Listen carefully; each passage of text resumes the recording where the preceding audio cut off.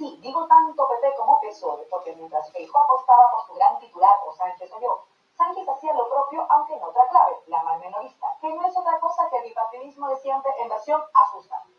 Pedro Sánchez defendió en el Comité Federal el proyecto socialista como más importante que nunca ante un crecimiento de los discursos de odio y recortes de derechos y libertades a nivel mundial. Es decir, o nosotros, o él. Nuevamente, sin alternativa, todo queda en familia, o el PP de toda la vida más rancio que nunca y reviviendo las momias del pasado, o el PSOE de toda la vida, más rancio que nunca y apelando al cuidado que lo que está al frente es peor.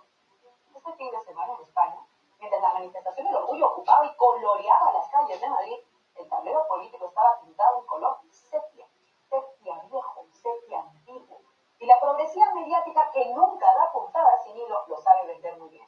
Esta mañana, Andrés Barceló, en Cadena SER, apuntaba finamente el tiro y describía este fin de semana de cónclaves bipartidistas como el extremo del bipartidismo, dejando muy en claro cómo desde el ecosistema mediático, ya sea de derechas o progresista, se entiende que ese bipartidismo es la única llave en la que se puede operar políticamente y analizar políticamente este país.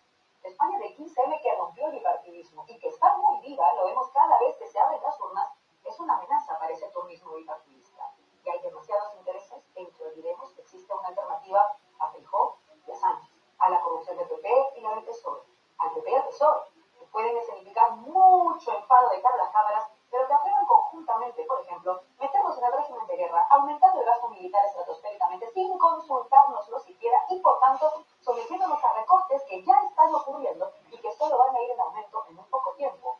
El diseño político de lo que será España en los próximos 10 años tras la firma del acuerdo en la OTAN será igual con el PP que con el PSOE, con la única diferencia de que el PP no te dirá que no está recortando y el PSOE tal vez te mienta mientras lo hace.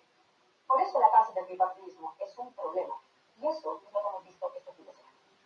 Porque no solo nos venden que no hay alternativa, sino que ambos son, en definitiva, la misma alternativa. Eso sí, con matices de diferencia, pero que en la práctica no suponen una alternativa real el uno al otro.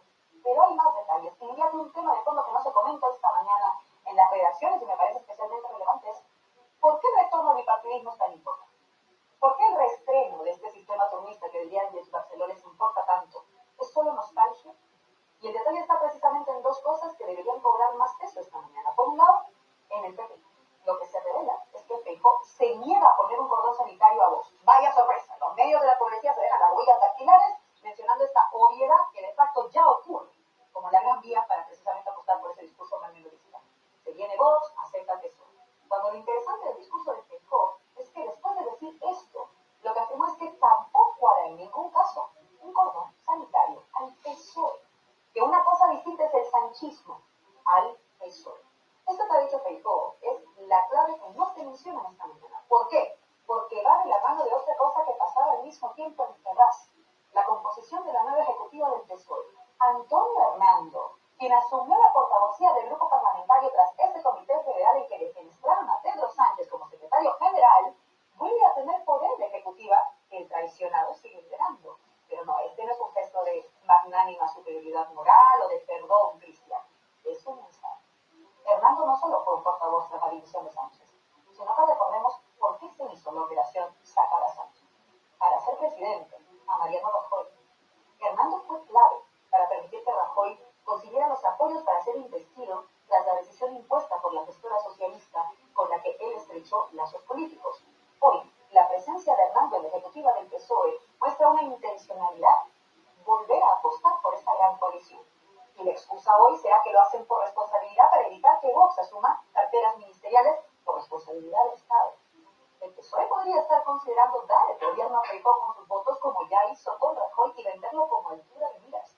De ahí que lo importante de estos dos cónclaves fuera tanto este movimiento en Ferraz como la separación que hizo Feijóo entre Pedro Sánchez y el PSOE, algo que también hizo Isabel Díaz Ayuso, hablando de los socialistas desencantados que están acercándose, según ella, al Partido Popular. La operación ya la conocemos. Este fin de semana hemos visto un primer movimiento en esa partida. Mientras en el PP se significaba el rancio retorno de la guerra con Aznar, la corrupción con Rajoy y todo por una dosis de bestialización con Ayuso arrojando todos a Feijóo, en el PSOE se significaba el caorismo. No necesitan a González, si el mismo Sánchez entiende que para sobrevivir le tocará ceder en una estrategia que para él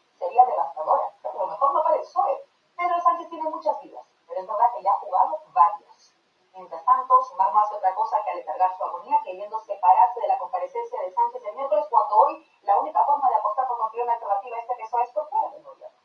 Es más urgente que nunca, por tanto, salir de la cárcel del bipartidismo, porque Feijóo y Sánchez este fin de semana han dado un mismo mensaje en el sentido de por dónde retornar al bipartidismo, recuperando el turnismo neoliberal en tiempos de guerra. La alternativa, sin embargo, existe, y no es casual que los medios hoy se esfuercen tanto en que parezca que no la hay. Abre los ojos.